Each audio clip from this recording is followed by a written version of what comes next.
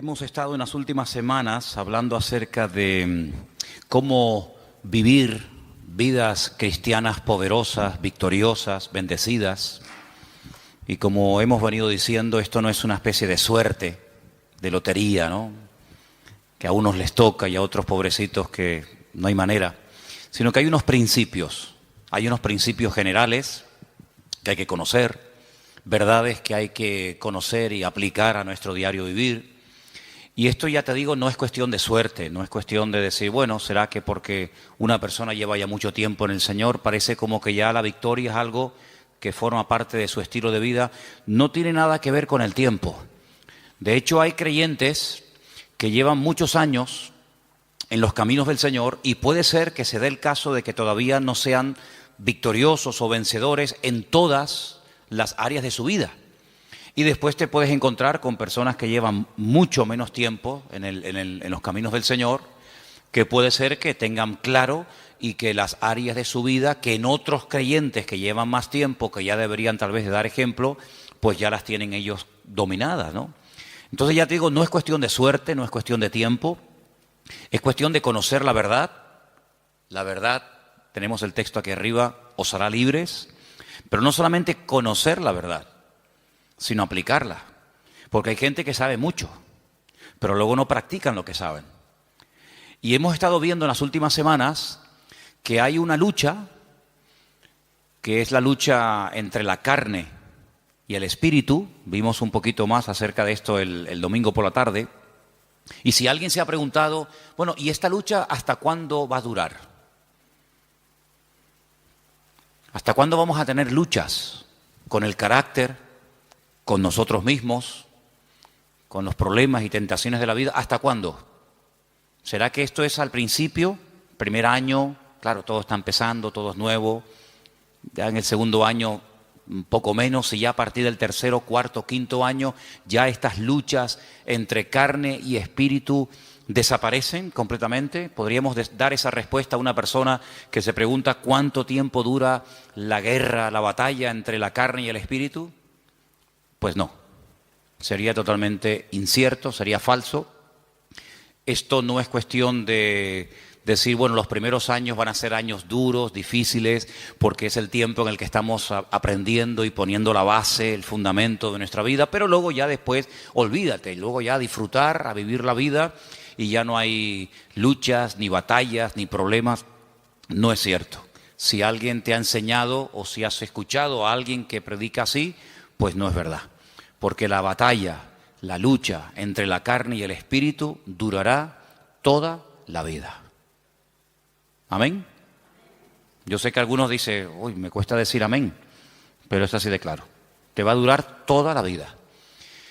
Y en esta tarde vamos a leer unos versículos de Gálatas capítulo 5 que se parecen mucho, mucho a los versículos que leímos el domingo por la tarde, que era el capítulo 8 de Romanos. Ahora pues ninguna condenación hay para los que están en Cristo Jesús, los que no andan conforme a la carne, sino conforme al Espíritu.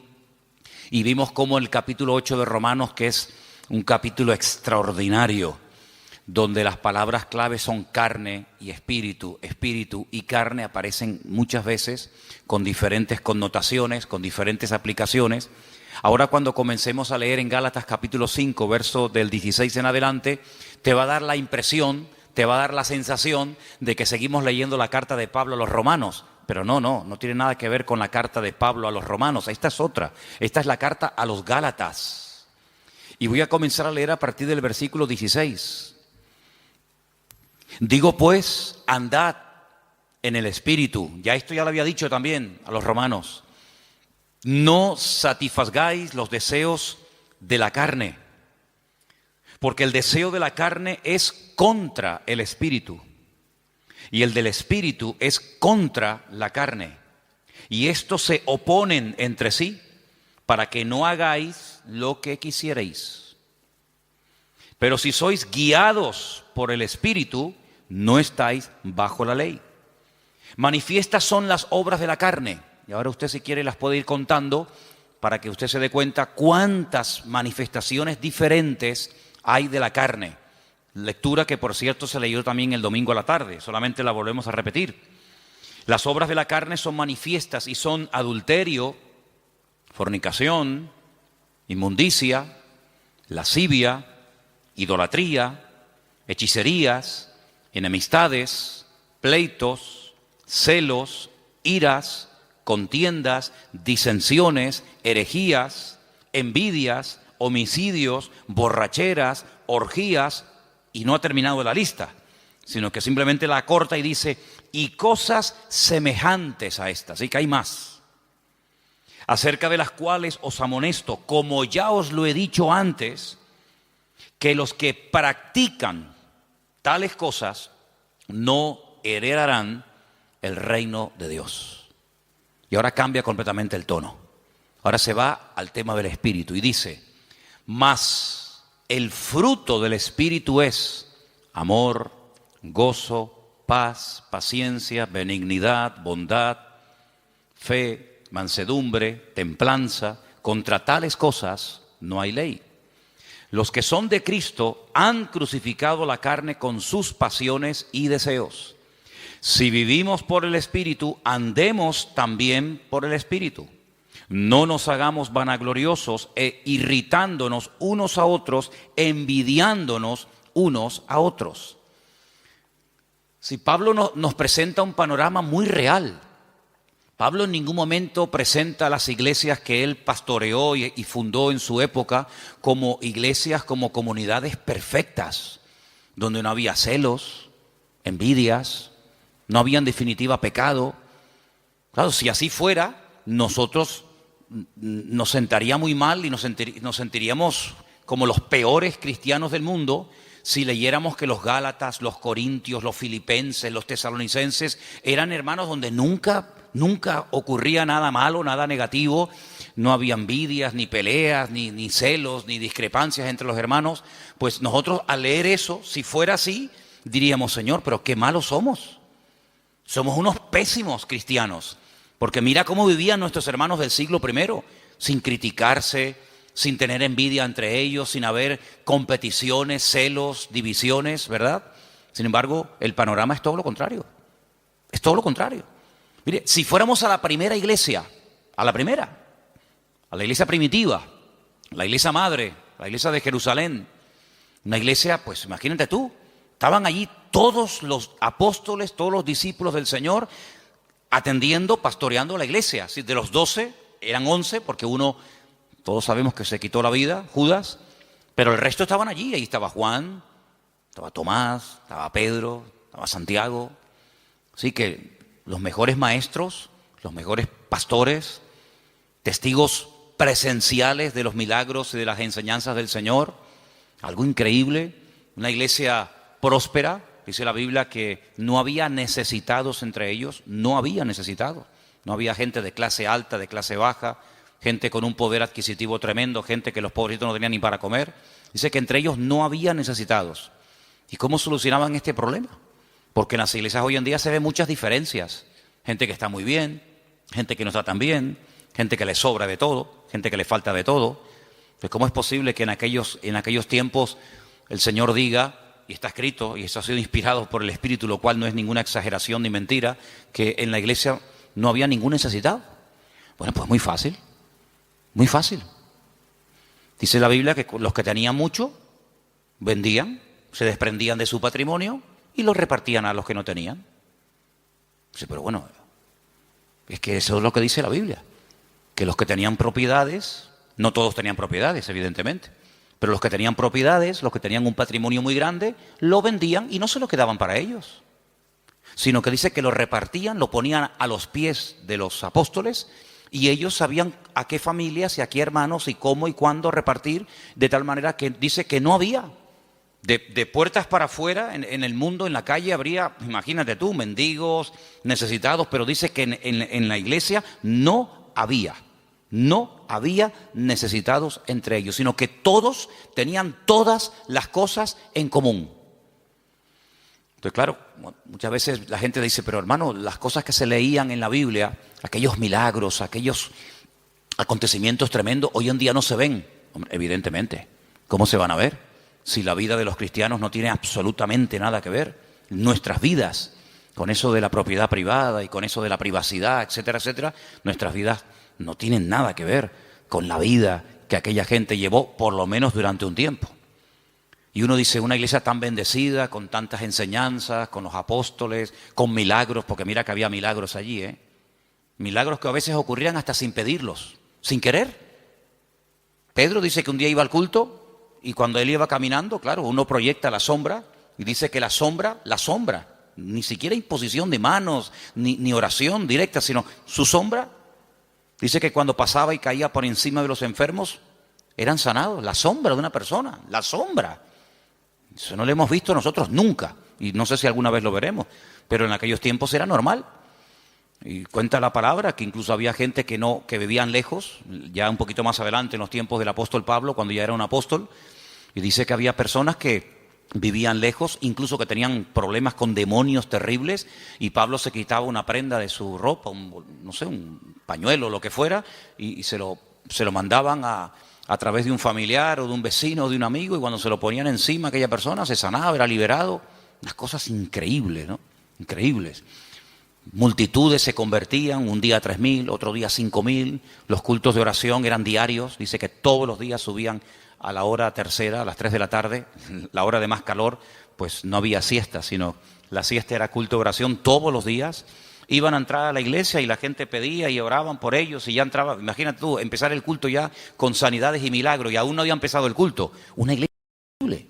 ¿No te hubiera gustado formar parte, aunque sea un tiempito, de esa iglesia? ¿No te hubiera gustado escuchar? ¿Quién predica el jueves? Juan, el discípulo amado. ¡Wow! Y el domingo por la tarde, Pedro y Santiago. Y el próximo jueves, Tomás. Y el siguiente, una gloria increíble. Pero ¿cuál fue el primer problema de esa iglesia?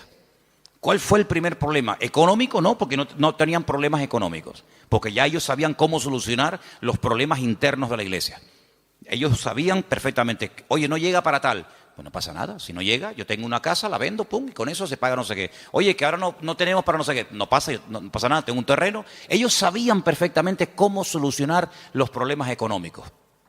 Entonces, ¿cuál fue el problema de la iglesia? Si no fue económico, si no fue falta de crecimiento, si no fue mala doctrina, mala enseñanza o herejías, ¿cuál fue?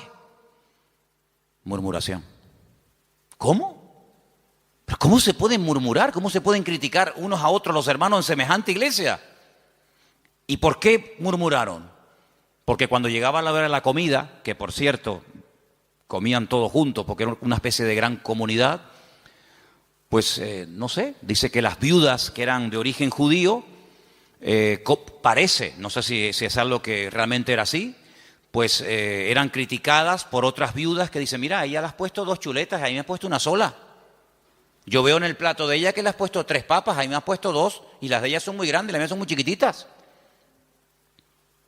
¿Cómo puede ser que una iglesia tan bendecida y tan próspera y tan impactante y tan de todo, el primer problema que registre la Biblia fuera murmuración?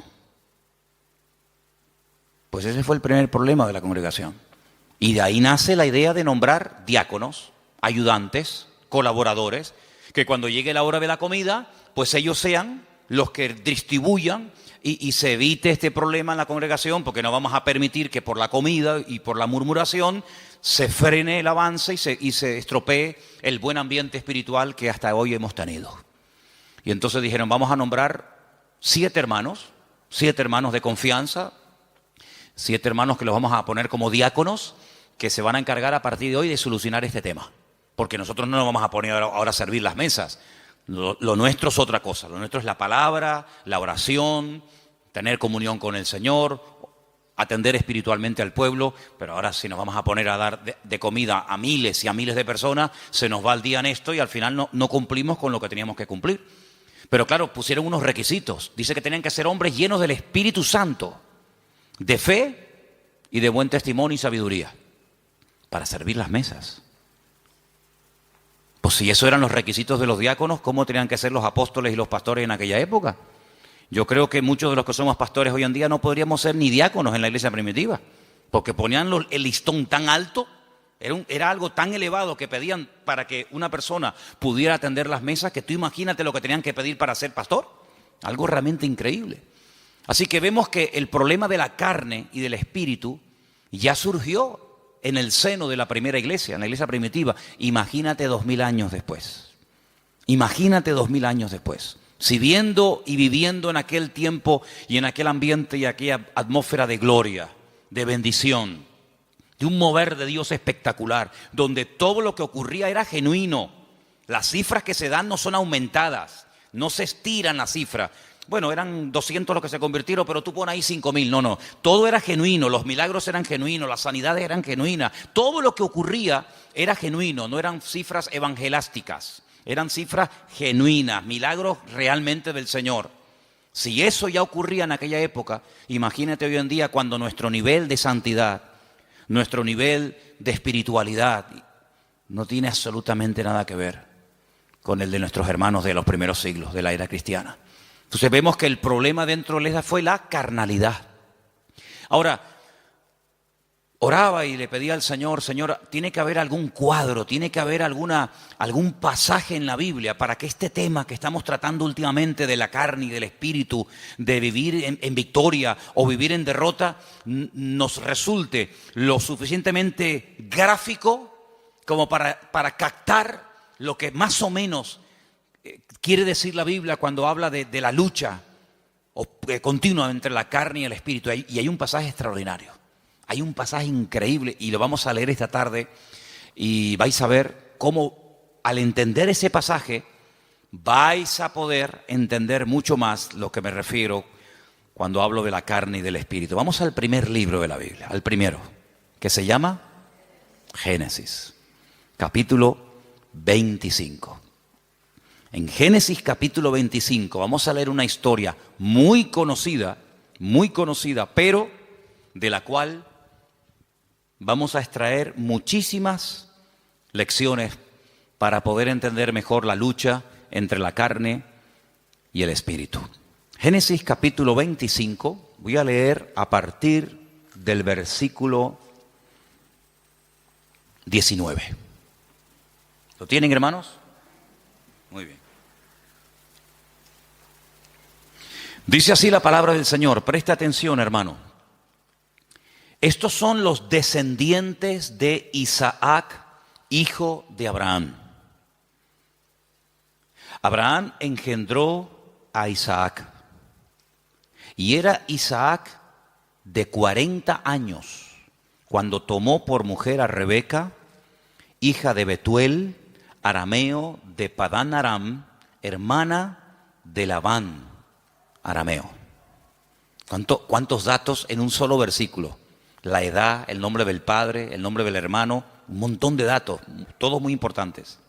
Quédese con esta cifra, 40 años tenía cuando Isaac se casa.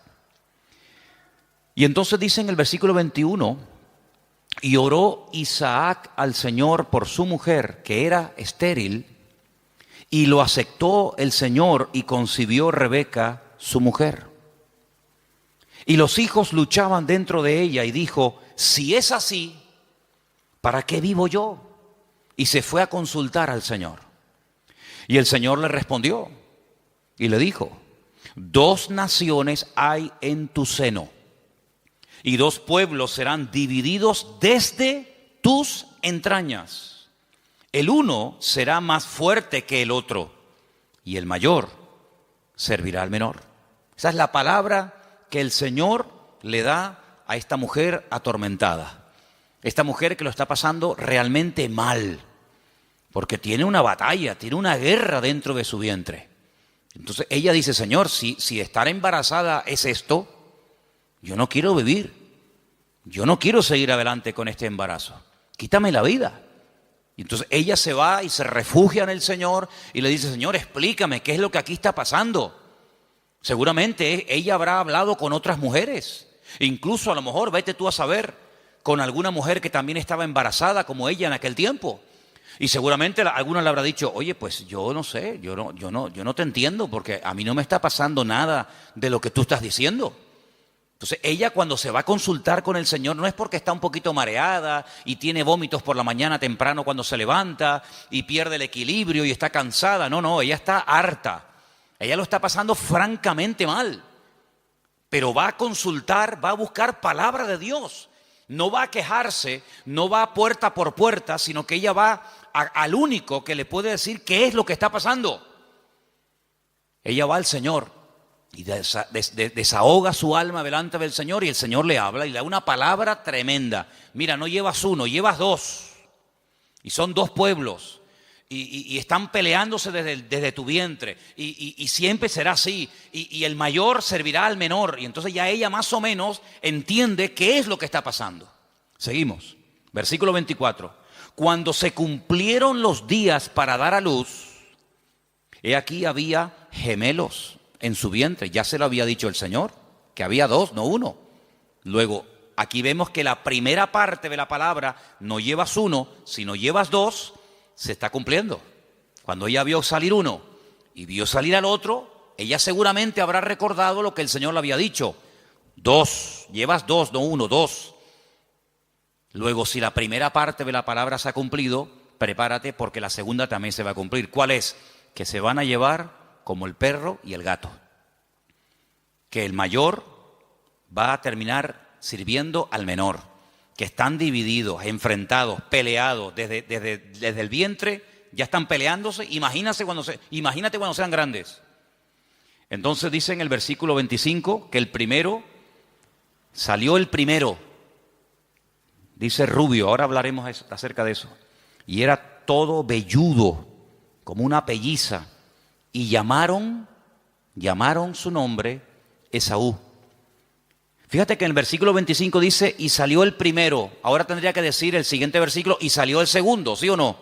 Pues no dice eso. Cuando sale Esaú dice, salió el primero, pero cuando sale el otro hermano, dice el versículo 26, después, no dice el segundo, dice después. Salió su hermano, trabada su mano al calcañar de Esaú, y fue llamado su nombre Jacob.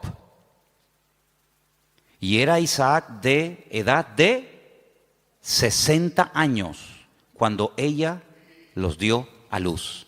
Yo les dije que en el versículo 20 dice cuántos años tenía cuando se casó. 40. Y al final del versículo 26 dice cuántos años tenía cuando fueron padres. 60. Es decir, que durante 20 años intentaron ser padres y no pasaba nada. Dice la Biblia que ella era estéril. Pero Isaac sabía perfectamente que para Dios no hay nada imposible. Porque Isaac es el resultado de una oración de fe y de una intervención sobrenatural de Dios sobre su madre. Porque ustedes saben que los padres de Isaac fueron Abraham y Sara. Y la Biblia dice que eran gente muy mayor. Ella era de 90 y él de 100 años, tú imagínate. Y para colmo, ella también dice la Biblia que era estéril. Luego, humanamente hablando, entre la edad y el tema de la esterilidad, imposible. Pero él vive. Él sabe que su madre fue sanada cuando su padre oró por ella. Luego, ahora otra vez se repite por segunda vez en una mujer, en una matriarca, el mismo problema que Sara, es estéril. Y se volverá a repetir en la siguiente generación, en Raquel, sabemos, ¿no? Era Sara, era Rebeca y era Raquel. 3 generaciones seguidas de mujeres estériles, pero mujeres sanadas por el poder de Dios. Una generación le daba ejemplo a la otra y la otra a la otra y así sucesivamente. Se pasaban la fe de unos a otros. Por eso dice que era la fe de Abraham, la fe de Isaac, la fe de Jacob, el Dios de uno, el Dios de otro, ¿verdad? No se aprendían cosas en una primera generación y luego no llegaban esa segunda y se terminaba diluyendo la bendición, sino que la bendición iba de menos a más. Date cuenta que, por ejemplo, Abraham ora, Dios sana a su esposa y tiene 1. El hijo nace y ora por su esposa y tiene 2. Y nace el tercero, que sería el nieto, en este caso el hijo de Isaac, y en vez de 2, tiene 12 varones y una hembra. Luego la bendición siempre va de menos a más. Ahora, fíjate qué curioso, 40 años tenía cuando se casó, 60 cuando fue padre. Quiere decir que durante 20 años no hay registro en la palabra de que Isaac orara por este tema. Esta es la primera vez que encontramos a Isaac orando por un tema familiar. Esta es la primera vez que la Biblia dice que Isaac se paró y dice, lo hemos leído en el versículo 21, Isaac oró al Señor. Si ustedes leen antes de este versículo, en capítulos anteriores, no dice absolutamente nada. Luego, durante 2 décadas, durante 20 largos años, aquí no pasaba nada. Hasta que Isaac, el cabeza del hogar, se para y dice, aquí hay que orar.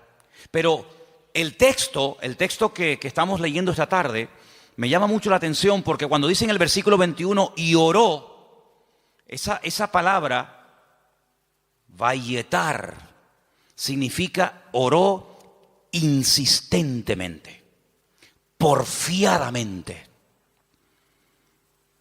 No oró de una forma superficial. Bueno, Señor, tú sabes que queremos ser Padre, ayúdanos en tu nombre, amén. Venga, vamos a hacer otra cosa. Sino que él se metió en serio con Dios.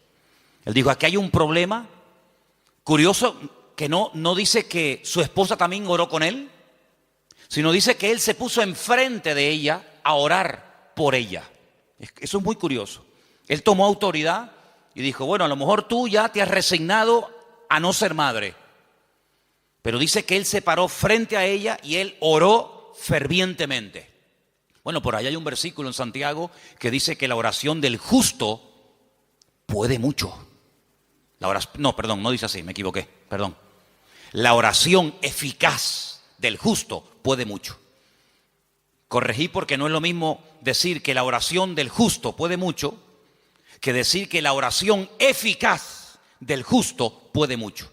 Si quitamos la palabra eficaz, da a entender como que todo lo que oramos resulta con éxito, y no es así. Es la oración eficaz.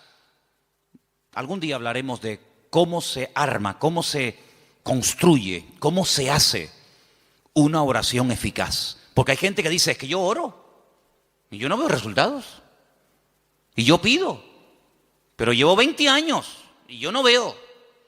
Entonces la Biblia dice, es la oración eficaz. Porque hay oraciones que no son eficaces. Son oraciones, pero no son eficaces. Y una vez conté aquí que Alejandro Magno tenía en su guardia personal un grupo, creo que eran como de 400 y pico mujeres, que la llamaban las amazonas, que eran mujeres que se cortaban un pecho, amazonas, con un solo pecho, se quitaban un seno, porque eran las mujeres que tenían que protegerlo a él, era su guardia pretoriana, por decirlo de alguna manera, era su seguridad privada, personal, y las mujeres, lógicamente, al tener pecho, pues no se puede pegar el arco como un hombre se lo puede pegar y de esa manera apuntar, sino que al no poderse pegar el arco, la flecha no sale como tiene que salir. Entonces se sacrificaban por su rey, se cortaban un seno, pues se llama amazonas, con un solo seno, y de esa manera, donde ponían la flecha, o donde ponían el ojo, ponían la flecha. Entonces eran personas que se sacrificaban, se amputaban un miembro de su cuerpo con tal de cumplir con su cometido. Bueno, el Señor dijo una vez que si tu ojo te produce problemas, que te lo arranque. O si tu problema no está en los ojos, sino en las manos, pues arráncatela o córtatela. Porque mejor es entrar tuerto, ¿no? Se dice tuerto, ¿no? Mejor es entrar con una sola mano que no entrar. Entonces, si hay algún miembro de tu cuerpo que te está causando problemas, pues ya sabes lo que tienes que hacer. Si lo quieres tomar simbólicamente o lo quieres tomar literalmente, tú verás. Pero tú tienes la responsabilidad de cortar, de quitar de tu vida todo aquello que te está impidiendo obtener resultados. Sea mano, sea ojo, sea televisión, sea internet, sea móvil, sea amigo, sea novia, sea novio, sea vecino, sea vecina, sea perro, sea coche, sea moto, sea deporte, sea lo que sea, sea lo que sea. Cuando hablamos de acerca del ojo, no es que necesariamente me voy a arrancar el ojo, porque puedo seguir viendo por el otro. Entonces, estamos en la misma.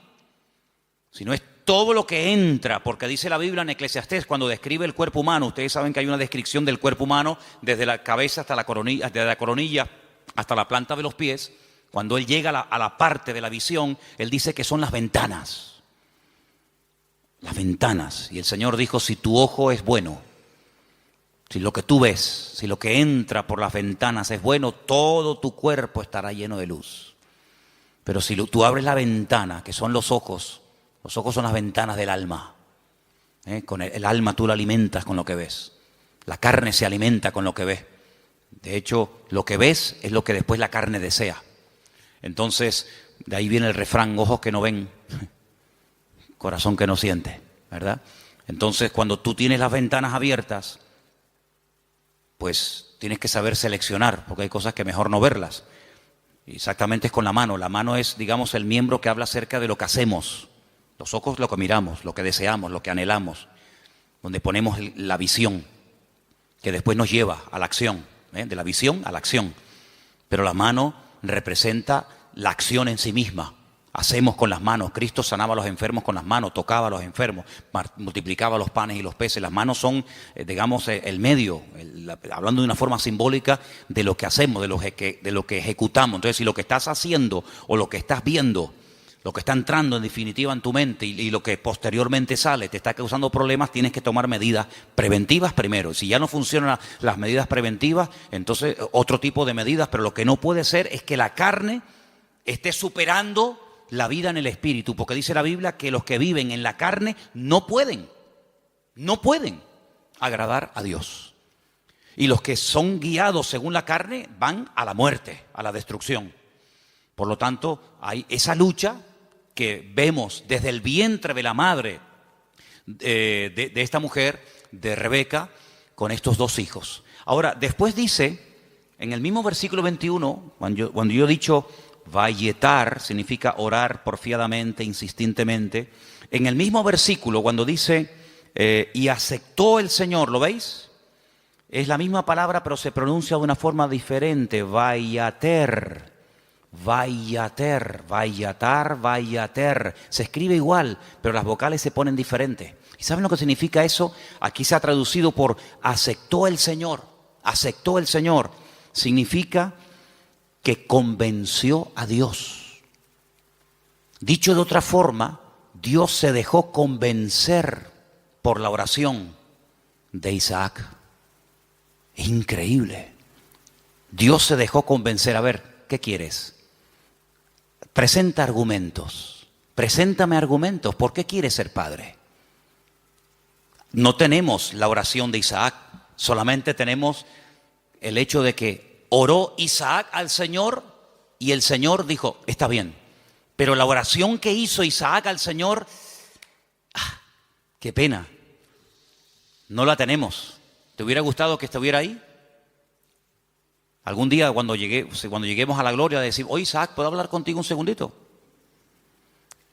¿Me podrías decir más o menos lo que le pediste a Dios cuando querías ser padre? Sí, mira, le dije esto y esto y esto. Tienen que aprender hebreo, si no, no pueden hablar con él. No, son bromas. Pero tuvo que orar de una forma que dice que convenció a Dios. Dios dijo, me has convencido. Ya está, problema solucionado. Fíjate, si en vez de haber esperado de los 40 años que se casó, a los 60, yo pregunto, si hubiera orado a los 2 años de casarse, de esa manera como oró, ¿no hubiera el Señor respondido? Por supuesto. Si hubiera orado cuando tenía cuando tenía 45, 50 años, los gemelos podían haber nacido antes. Pero no hay registro en la Biblia de que Isaac orara a esa edad, con esa intensidad y con ese fervor. Pero sí hay registro en la Biblia, a los 60 años, cuando él ora, el Señor se deja convencer. Los argumentos que presentó Isaac, pienso yo que un argumento podía haber sido este. Señor, tú le dijiste a mi padre que en ti serían benditas todas las naciones de la tierra y que tú le darías un heredero. Y que yo sería el hijo de la promesa. Pero Señor, cuando yo me muera, mi padre vio en mí el cumplimiento de la palabra. Yo soy el hijo de la promesa. Por eso me pusieron Isaac, que significa ríanse, gócense, alégrense. Estaba todo cerrado, estaba todo opuesto. La esterilidad de la madre, la vejez del padre, imposible. Pero ríanse, Isaac. Yo soy el hijo de la promesa, pero ¿y cuando yo me muera?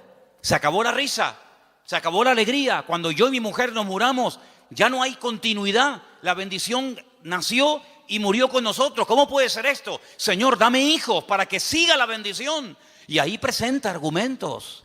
Y ahí, en el buen sentido de la palabra, Isaac dialoga, discute, pelea con Dios en oración y dice, Vayater, Dios se dejó convencer.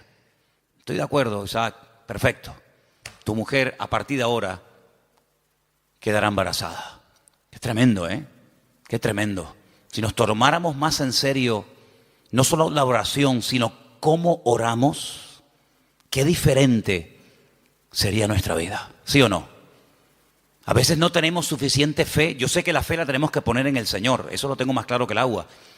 Pero el Señor nos ha dado un medio poderosísimo, que es la oración. Si lo usáramos más, si oráramos más fervientemente, y esto no tiene nada que ver con el carácter de uno, porque Santiago cuando dice que la oración eficaz del justo puede mucho, pone un ejemplo. Uno dice, bueno, oración eficaz de un justo, a ver, ¿quién podría ser? ¿Quién? No hace falta que te rompas la cabeza. Santiago dice, Elías era un hombre, dice, sujeto a pasiones semejantes a las nuestras.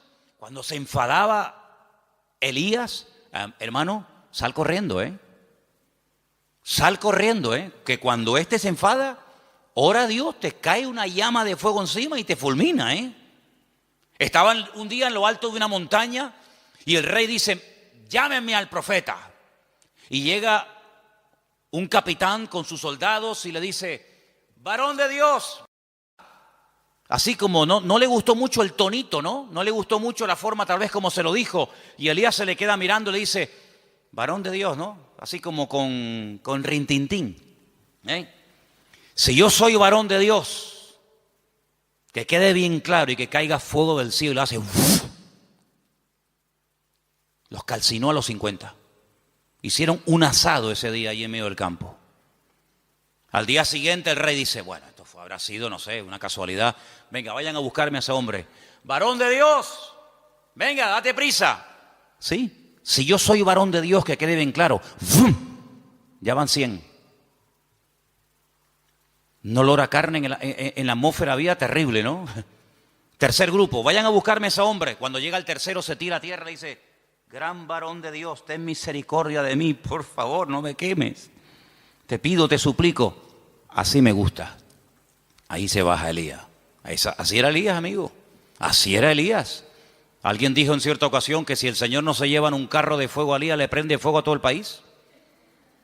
Porque para él todos estaban mal.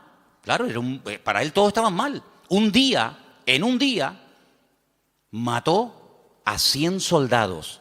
Días más tarde, a 450 profetas de Baal les cortó el cuello en el monte Carmelo. ¿Pero este quién es? Y después hablan los americanos de Rambo. Esto es increíble, es tremendo este hombre.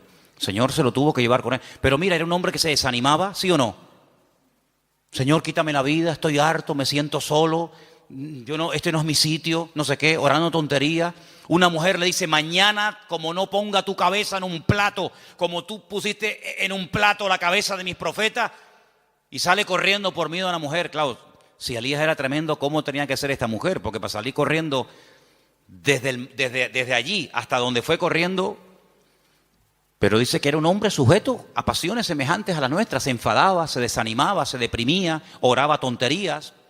Pero cuando oraba, amigo, cuando ese hombre entraba en guerra y en comunión con Dios, no había infierno que lo pudiera detener. ¿Te das cuenta? Entonces aquí encontramos un ejemplo de cómo este hombre ora. La mujer no dice que orara. Bueno, pero que tienes que orar eres tú, que para eso eres el hombre, para eso eres la cabeza. Y tú tienes que traer la bendición a tu casa. Y la bendición viene cuando tú buscas de Dios, cuando tú oras sinceramente. Mira, el peor defecto que puede tener un hombre no es que no predique. Hermana, si su marido nunca va a ser un predicador, no se enfade con él. No todos han sido llamados a predicar. Ese no es el mayor problema de un hombre. El mayor problema de un hombre es que no sabe cantar. No. Hermano, hay hermanos que el Señor los bendiga. Por ahí no van los tiros. Es que a mí me gustaría tener un hombre que cante, sí, pues mire, le tocó, no, no hay más, hermana. El problema de un hombre no es que no canta o no predica. ¿Tú sabes cuál es la peor desgracia que puede tener un hombre? Que no sepa orar. Ese es el problema más grande que puede tener una mujer, es que su marido no ora, que no sepa orar. Porque este hombre, cuando oró fervientemente y oró porfiadamente, insistentemente, automáticamente en la casa, todo cambió, todo cambió. Ahora, la oración trajo problemas, porque por la oración de Isaac, dice la Biblia, que su mujer lo estaba pasando mal. Pero ella, ¿qué fue lo que hizo? Lo que le enseñó su marido: vete a hablar con el Señor, déjate de quejarte, vete a la cámara secreta, y allí en la cámara secreta abre tu alma delante del Señor. Y el Señor le dio una palabra tremenda. A muy pocas gentes el Señor le da palabras específicas para sus hijos, y a ella se los dio. Vamos a leerlo otra vez. 2 naciones hay en tu seno, 2 naciones, 2 pueblos serán divididos desde sus entrañas. Es imposible la convivencia. Un pueblo será más fuerte que el otro pueblo, y el mayor servirá al menor. Tremendo. Este hombre cambió la situación de su casa porque oró por ella. Ahora, lo que me llama la atención, lo decíamos hoy en casa, que cuando su papá, cuidado con esto, cuidado, porque hay cosas que se transmiten a través de lo físico, de lo genético, pero también hay cosas que se transmiten de generación en generación por la vía espiritual. Si me sacan una célula de mi cuerpo, cualquiera que sea, y extraen un ADN de mi pelo o de donde sea, en un 99,9% ese ADN dirá que yo soy hijo de fulano de tal. Es inevitable, totalmente inevitable. Las famosas pruebas de paternidad. Ah, no, es que ese hijo no es mío. Sí, hazte una prueba de paternidad y ahí, amigo, ahí sale. O eres o no eres. Bueno, tal vez no. O eres o no eres. Lo genético, queramos o no, se transmite de generación en generación. ¿Y lo espiritual? Porque dice la Biblia que somos espíritu, alma y cuerpo. Luego transmitimos la genética, y como lo natural es un reflejo de lo espiritual, lo he dicho ya 1.000.000 de veces, pues si transmitimos lo genético, si transmitimos lo físico, lo espiritual, no te quepa la menor duda. Por ahí podríamos un día hablar largo y tendido sobre este tema. Dice la palabra de Dios que tal la madre, tal la hija. ¿Sí o no? Eso dice la Biblia. Tal la madre, tal la hija. No dice tal el padre, tal el hijo. Eso no lo dice. Pero la Biblia se dice tal la madre, tal la hija. Así que mamá, ten cuidado que le estás transmitiendo a tus hijos. Porque la madre transmite mucho más a los hijos de lo que te puedas imaginar. Mucho más a veces que un padre. ¿Qué te parece? La responsabilidad es tremenda. Así que si hay aspectos negativos espiritualmente hablando de tu madre o de tus antepasados, métete en la habitación con el Señor y que Dios corte todo eso lo antes posible. Para que no seas tú una víctima de cosas del pasado. Aunque un día hablaremos más detenidamente sobre todo esto. Pero lo que quiero decir con todo esto es que él no tomó una sierva. Él podía haber dicho, bueno, ¿qué hizo mi padre cuando oró y no venía yo, no nacía yo? ¿Qué hizo mi padre? Tomó una sierva. Era la costumbre de la época. La costumbre, no lo bíblico, no lo correcto. Por dejarse llevar por la costumbre, resulta que hasta el día de hoy estamos pagando las consecuencias de aquello. Porque no fue una palabra dada por el Señor como ahora el Señor le está diciendo a Rebeca lo que le está pasando, sino que fue una costumbre. Cuando la señora de la casa no podía tener hijos, o bien porque fuera estéril, o bien porque fuera demasiado mayor, la costumbre era una criada, la criada de la señora, la criada de confianza de la casa, pues podían tener relaciones sexuales, el amo con ella, y ese hijo que naciera se consideraba hijo legítimo del matrimonio. De hecho, había prácticas que a la hora de parir se ponía una debajo y otra arriba, y las dos hacían como que estaban pariendo, y no, era toda una historia, ¿no? Isaac podía haber dicho, bueno, pues yo voy a hacer lo mismo. Él no hizo eso. Porque él aprendió que imitar lo que otros hacen para obtener resultados no es lo correcto. No hay que imitar lo que hacen otros y mucho menos tomar costumbres y aplicarlas como si fueran principios bíblicos. Tú no tienes que imitar a nadie. Es que mi padre lo hizo, pero eso no significa que tú lo vas a hacer. Mira, hay un momento en la vida de Isaac en el que él tiene la tentación de hacer lo mismo que hizo su padre. No con la criada, ya eso lo dejamos bien claro, porque Isaac prefirió esperar en Dios 20 años que precipitarse y adelantarse, como hizo su padre con Agar, y fue un desastre. Que al final saben que tuvo que expulsarla, al hijo, etcétera, etcétera.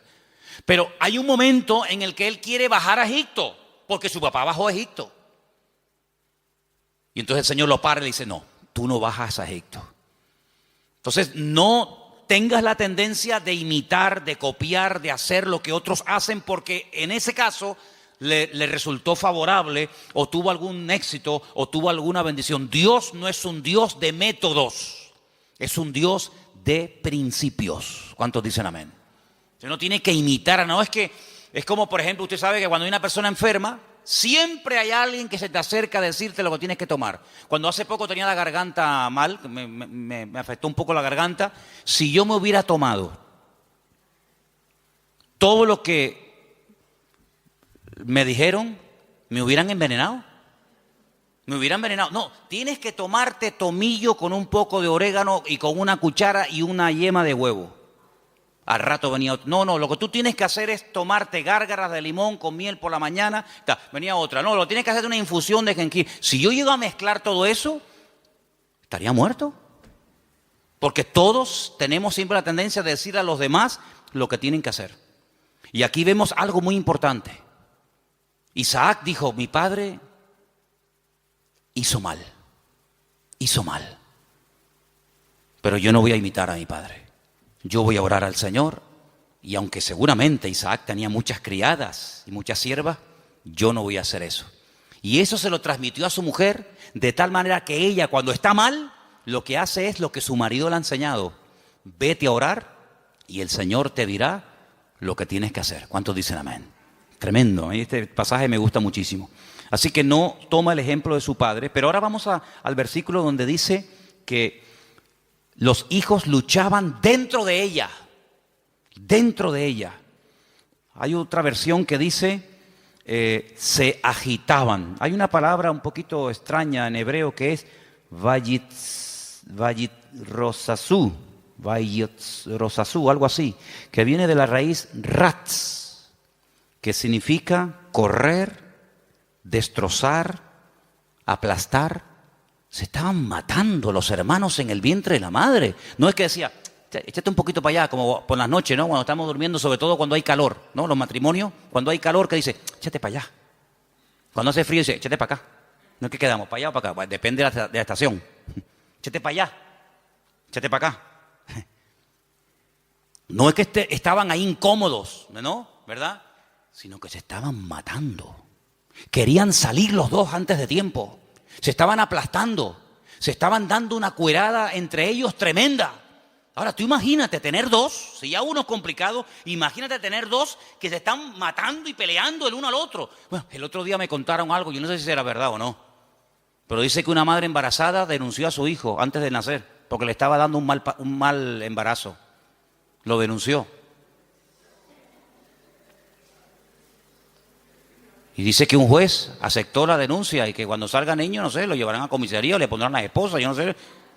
Denunció al hijo porque le estaba causando problemas al embarazo. Oye, hay que estar de verdad. Después dicen que nosotros estamos locos, pero el mundo está, bendito sea Dios. Denunció al bebé que aún no ha nacido. Imagínate tú, su propia madre. Pórtate bien, que te portes bien, que no te muevas. Imagínate dos peleándose ahí, matándose y pellizcándose y pegándose puñetazos. Es que hay dos dentro. Y uno es completamente diferente al otro. Y ahí es el cuadro que yo estoy utilizando esta tarde para reflejarles la realidad de la batalla que hay entre la carne y el espíritu. Uno tendría que sentirse tan mal como se sintió Rebeca Cuando hay esa batalla interior dentro de nosotros entre la carne y el espíritu, que no nos queda más remedio que ir a hablar con Dios y desahogarnos con el Señor. Ella no dijo, bueno, esto es normal, sino cuando en nosotros hay esa guerra, como decía Pablo, Romanos capítulo 7, léanlo, es un capítulo tremendo. Pablo abre su corazón, Pablo se quita la careta y dice, hermanos, lo que quiero hacer no lo estoy haciendo. A veces hago cosas que no quiero hacer. Miserable de mí, ¿quién me librará de este cuerpo de muerte? Lo que quiero hacer no lo hago, hago lo que no quiero y hay una ley dentro de mí. No le eche la culpa a fulano, a mengano. Hay una ley, hay algo dentro de mí. Es esa ley que la carne se rebela contra el espíritu contra la carne, igual que Jacob y Esaú, que se mataban y se pegaban el uno al otro. ¿Y qué hizo Rebeca? Se fue a hablar con el Señor. Eso es lo que deberíamos de hacer cuando nos sentimos mal, cuando queremos orar, pero no quiero orar. Cuando quiero leer la Biblia, pero no me da la gana de leer la Biblia. Y cuando quiero que Dios me bendiga, pero ya no quiero saber nada de Dios, me tiene cansado. Y cuando quiero ir, pero ya no quiero ir. Cuando hay esa lucha, no te resignes y digas, bueno, seré que soy raro, seré que soy un bicho extraño. No. Lo que tenemos que hacer es lo mismo que hizo Rebeca. Señor, ¿qué pasa? ¿Qué me está pasando, Señor? Háblame, ayúdame. Porque si no me ayuda, quítame la vida. Porque esto no es vida ni es nada. No lo dijo, pero casi probablemente estuvo tentada a decir, es que yo estaba mejor antes que ahora. Yo estaba mejor antes cuando era una mujer estéril, sin hijos, que ahora que tenía que estar saltando de alegría por estar embarazada, pues antes yo vivía y me sentía mejor que ahora. Ahora que me has bendecido, esta bendición me está trayendo unos problemas terribles. No dijo todo esto, lo estoy diciendo yo, a ver si me entienden. Pero ¿cuántas veces puede pasar por nuestra mente? ¿Cuántas veces nos pueden cruzar los cables por nuestra mente y decir, ¿y ahora qué? Ahora, y lee la Biblia y vas a la iglesia y no sé qué, y te das cuenta. El diablo es tremendamente cruel con nosotros. Y nos hace ver un panorama irreal, pero lo pinta de tal manera que parece que es real. Tremendo. Ya se lo dijo al Señor, solamente te quiero pedir una cosa, que te postres y me adores. Y si lo haces, mira qué fácil, te postras, me adoras y ya está.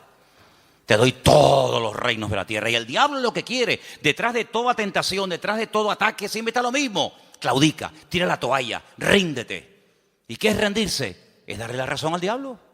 Pero dice la Biblia, sométete a Dios, resiste al diablo y huirá de vosotros. ¿Cuántos dicen amén?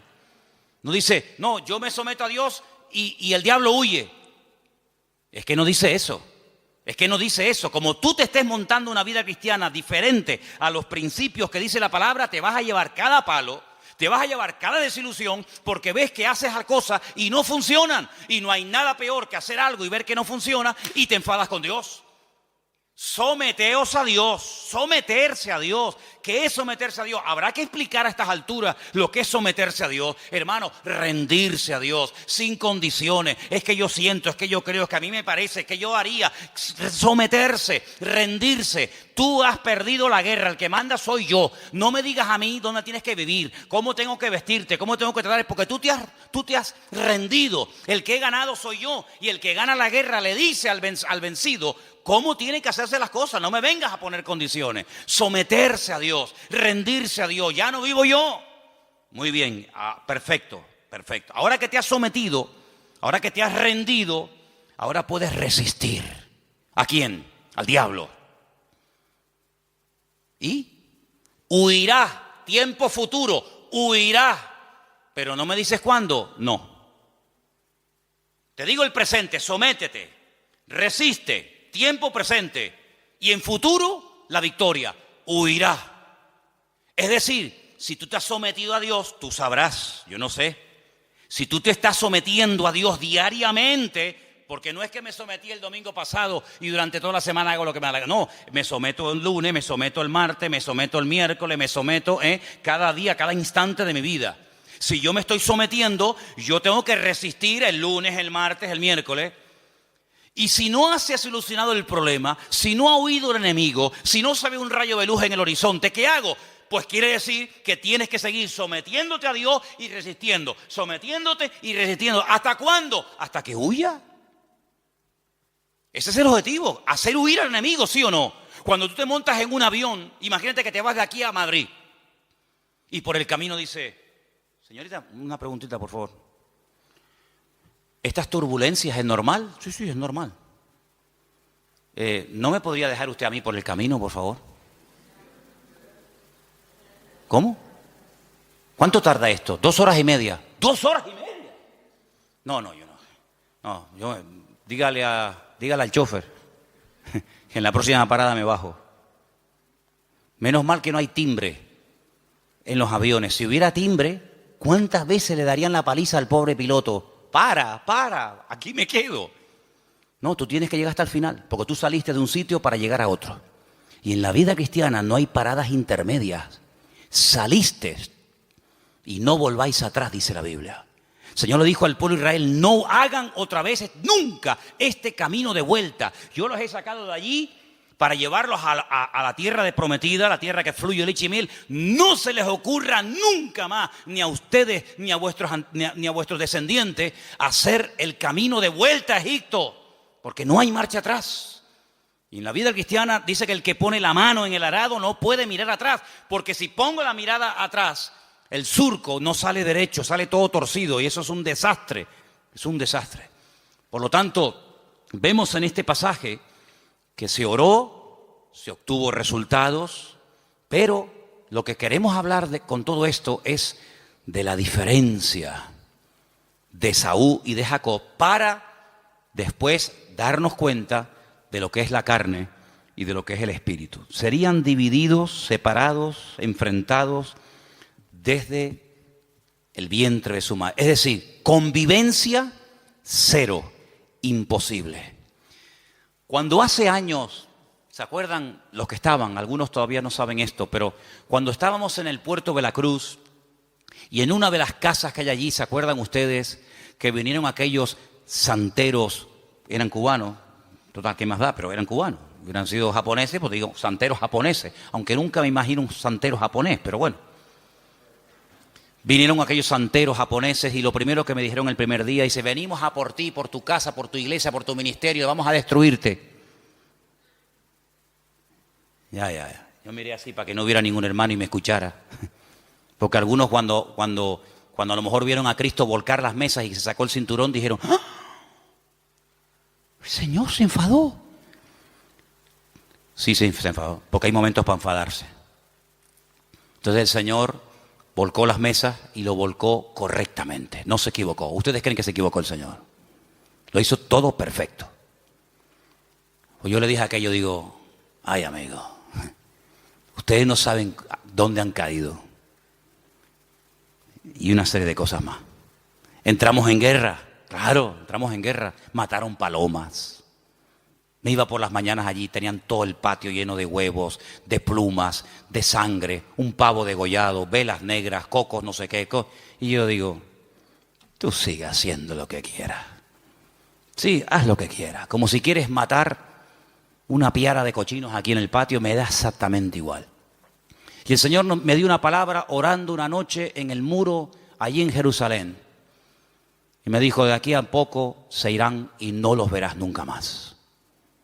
Mirarás y el malo ya no estará. Y nunca más lo verás. ¿Qué te parece? Entramos en guerra, se fueron, no como vinieron. Cuando alguien viene a hacerte daño no se va igual que como vino. No. En el mundo espiritual no. En el mundo puede ser. Pero en el mundo espiritual, cuando alguien viene a hacerte daño no se va igual que cuando vino. Se va peor. Se va dividido. Dice, por un camino viene y por 7 se marchan. Sí, la reacción a nuestro favor siempre es en contra del enemigo, evidentemente. Y llegó un día en el que yo dije, ya está, se acabó. Uno de ellos me llamó. Me llamó aparte y me dice, ¿puedo hablar con usted? Ya cuando a mí me hablan de usted, yo digo, qué curioso.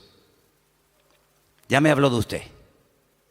Y me dice, ¿por qué no llegamos a una convivencia? Así me dijo, esa fue su palabra. ¿Por qué no llegamos a una convivencia? Y le dije, jamás en mi vida, por encima de mi cabeza, yo jamás conviviré con ustedes. Hijos del diablo, les dije. Que vienen aquí ustedes a hacer daño. Convivencia en absoluto. La única convivencia que hay es que ustedes quemen toda esa basura, lleguen adentro a la iglesia, se conviertan y le pidan perdón a Dios por lo que están haciendo. Se fue, imagínate tú, como un saltaperico. ¿Qué te parece, amigo? Convivencia, principio del fin. ¿Ya quieren convivir? Pues ya saben que no pueden, vamos a convivir. No habrá nunca convivencia entre Esaú y Jacob, jamás. Es más, la debilidad y la derrota de uno fortalece y le da la victoria al otro. No pueden estar los dos como cabeza. Cuando uno está como cabeza, el otro tiene que estar como cola. Y cuando el otro está como cola, el otro está como cabeza. Es algo antagónico, no pueden estar los dos en la cúspide de la pirámide. O uno está arriba o el otro está abajo. De hecho, cuando uno está arriba es porque se ha fortalecido con la debilidad del otro. Y cuando el otro está abajo es porque su fortaleza la ha perdido y la ha tomado el otro que le ha vencido. Eso es así en el mundo espiritual. No puede haber convivencia entre la luz y las tinieblas. Donde hay luz, no hay tinieblas. Y donde hay tinieblas es porque hay ausencia de luz. Pablo utiliza todo esto y dice, hermanos, qué común unión puede haber entre Satanás y Cristo. ¿Qué común unión puede haber entre la luz y las tinieblas, entre un inconverso y un creyente? Ninguna. Por eso dice, no se unan. El mundo quiere unirse, claro. Para el enemigo eres atractivo, para el enemigo eres un trofeo de guerra. Pero le dice el Señor al creyente, no al inconverso. Al creyente dice, no te unas. Él querrá unirse contigo. Hay gente del mundo que se enamoran de chicas cristianas. Hay chicos de la calle que se enamoran de chicas y los del mundo claro, porque tienen un atractivo, tienen una gracia de Dios. Pero tú enamorarte de uno del mundo, ¿estás loco o qué? Es convertirte en tinieblas siendo luz, amigo. Es increíble. No hay ningún tipo de convivencia y por eso lo que el Señor le está diciendo a esta mujer, a Rebeca, es que no habrá convivencia ni dentro ni fuera, ni cuando son chicos ni cuando son grandes. Y cuando los dos nacieron, dice la Biblia que uno era de una manera y otro era de otra. Es decir, natural reflejaba lo distinto que eran el uno del otro. Y eso es lo que tenemos que tener en cuenta para darnos cuenta de que vivir en la carne es totalmente opuesto a vivir en el espíritu. Y no he terminado, mira todos los apuntes que tengo aquí apuntes para una semana, pero quiero terminar diciendo algo, escúcheme bien. Si alguien se pregunta, ¿y puedo vivir un poquito en la carne y un poco en el espíritu? Por ejemplo, sábado hay culto de jóvenes, ¿no? ¿Sí o no?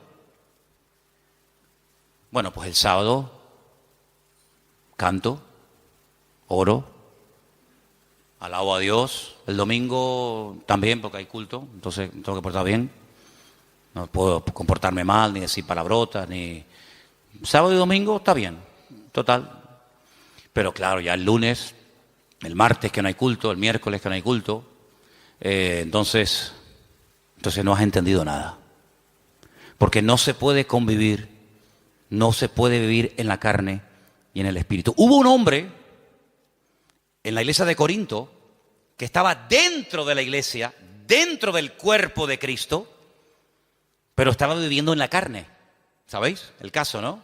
Dice la Biblia que el pecado que estaba cometiendo, cuando Pablo se lo comenta, dice, oye, pasa esto y esto. ¿Cómo? Dice, lo que ese hombre está haciendo, el pecado que está cometiendo ese perverso, lo llama así la Biblia, perverso, que viene de pervertido. Dice, ni los del mundo lo practican. Ni los del mundo están viviendo en tanto desorden como ese que se llama hermano, pero se ha metido dentro de la congregación y no tiene nada que ver con una vida de un cristiano. Pablo dice, yo ya lo tengo claro. Bíblicamente dice, yo ya he juzgado ese caso. Yo ya lo he juzgado. Juntaos vosotros con mi postura, con mi espíritu, con mi determinación y cogerlo y sacarlo de ahí. Entréguenselo a Satanás para que destruya la carne a ver si su espíritu se salva. Una cosa increíble. Entonces le dijeron, mira, ven para acá, aquí no puedes venir más. Te estaba acostando con la mujer de su marido, de su padre, que a lo mejor no era su madre, pero podía ser la madrastra. Estaba teniendo relaciones sexuales con la mujer de su padre. Y Pablo dice, pues pero eso ni en el mundo se hace eso. Ni en el mundo se comentan esos pecados. Cójalo, dice que lo echaron fuera para que Satanás lo zarandeara, lo sacudiera. Cuando tú sales de la iglesia, el diablo te dice, ven. El 4 de junio tú estabas aquí en la plataforma llorando, diciendo, Señor, usa mi vida, voy a servirte, cuenta conmigo, diablo, te reprendo, te ato. Y el diablo escuchando. El diablo dice, hoy está eufórico, hoy está animado, le tocó el mensaje, está potente. Espérate la semana que viene. Cuando estás, no voy más a la iglesia, estoy desanimado. No sé qué. El diablo dice, ven para acá. ¿Qué me dijiste tú el otro día por la tarde? Te reprendo, diablo, fuera, diablo. Ven, te mete una sacudida en un minuto que tus 6 meses de cristiano te los tira por tierra, amigo. Te mete una tunda que en algunos casos algunos ni se levantan. Fíjate lo que te digo, ¿eh? Cuando ustedes oren, ustedes se están comprometiendo, el mundo espiritual oye, los demonios oyen, los ángeles oyen, Satanás oye, Dios oye. Y el mundo espiritual tiene una característica que a veces los seres humanos hemos perdido, y es que son pacientes. Son pacientes, saben esperar, son sigilosos como la serpiente, que están horas y horas y horas en un charco de agua colgados en un palo. Horas ahí sin moverse, no pestañean nada, esperando que pase una presa. Uno dice, vámonos ya, aquí no viene nadie, está uno pescando, llevamos 10 minutos, pues espérate un momento, si acabamos de llegar, vámonos ya. La serpiente está ahí esperando, 1 hora, 2 horas, hasta que ¡ra! Son así, amigos. Entonces el diablo en el mundo espiritual hay esa característica de saber esperar. ¿No dice la Biblia que está como un león rugiente? ¿Buscando a quién? ¿A quién devorar? A veces no lo tiene fácil, hay que ser sincero. A veces no encuentra uno una presa fácil. Pero cuando el lobo, cuando el león, cuando el animal que va a cazar, que vive de la carne, de lo que mata, va a cazar, no ataca al primero que ve. Jamás hace eso. Se sube en un lugar alto y observa la manada. Hay 3000 ñus, 200 cebras, 400 antílopes. ¿Y a dónde ataco? ¿A dónde voy? Espera. Empiezan a observar. Uy, aquel camina raro. Empiezan a mirar. Va cojo, es mayor. Se cansa, va al último. Hacen una estrategia de tal manera que a ese, que no puede ir al ritmo de los otros, lo aísla, la manada se va, lo deja solo, y cuando está solo, encima, débil, enfermo, se le tiran encima y se acabó. El diablo es un ladrón que viene a hurtar, a matar y a destruir. Lo que le da fuerza al diablo en un país son los carnales. Lo que le da fuerza a los demonios en una nación, en un continente, son la gente carnal. Y por eso lo que tenemos que hacer es sacudirnos de la carnalidad. Porque la próxima semana, tal vez el domingo, la segunda parte del mensaje, veremos a dónde se llegó en la relación entre hermanos. Ya era insostenible aquello. Y entonces nos damos cuenta de que Esaú, el carnal, el malo, tenía una cosa que necesitaba urgentemente Jacob para poder triunfar en la vida. Y entonces vamos a descubrir qué es lo que tiene el mundo, qué es lo que tiene Esaú, que a nosotros nos interesa quitárselo, pero cuando se lo quitemos, ahí te quedas, Esaú. Entonces, hermanos, eso es lo que significa pelear la buena batalla. Se dan cuenta que hay tanto material, se dan cuenta que hay tanto tema, pero lo importante es que le digas al Señor otra vez. Sé que el domingo te pedí que lo dijeras, pero otra vez te pido que hoy lo hagas. Señor, no quiero vivir en la carne. Cierra tus ojos ahí donde estás. Quiero vivir sometido al Espíritu. No quiero el espíritu de Esaú. No quiero ser un carnal. No quiero ser una persona que menosprecia las bendiciones, sino que pelea para obtener las bendiciones de Dios. Isaac cambió su casa cuando oró y obtuvo resultados en el nombre del Señor. Y hay cosas que tú tienes que tomar autoridad y pelearlas y orar en el nombre del Señor, con la autoridad del Señor y su palabra, Porque el Señor te ha llamado a ti a vivir en victoria. Y en esta noche yo quiero que tú le digas: Señor, quiero vivir en el Espíritu, ayúdame a vivir en el Espíritu, renunciando a la carne, renunciando a vicios, renunciando a viejos recuerdos, a costumbres, renunciando a todo lo que no trae gloria a Dios. Y en esta tarde me someto al señorío de Cristo. En esta tarde me someto a la palabra, al trato de Dios en mi vida. En esta tarde, Señor, me someto al Señor para que pueda resistir al enemigo y obtener victoria. Gracias, Padre, porque tú eres poderoso en mí. Gracias, Padre, porque mayor es el que está conmigo que el que viene contra mí. No hay nada ni nadie que pueda destruir a un hijo de Dios. Hagan lo que hagan y digan lo que digan. De hecho, lo han hecho y es una pérdida de tiempo. Es al contrario, cada vez la bendición viene al que está siendo atacado, al que está siendo perseguido, porque la unción trae persecución. Y cuando hacemos la voluntad de Dios, el Señor siempre bendice. El resultado, el botón de muestra, es lo que Dios está haciendo en las vidas. Y eso es algo incuestionable. Bendito sea el nombre del Señor. Recibe toda la gloria y enséñanos estos principios para que no vivamos ni un minuto más en la carne, sino en tu Santo Espíritu y en tu palabra. En el nombre de Jesús. Amén. Just be catchy, energetic, rapid, girly pop. I feel the beat deep in my heart, it never stops. The cute girl voice sings out loud and clear. In this moment I had nothing to fear.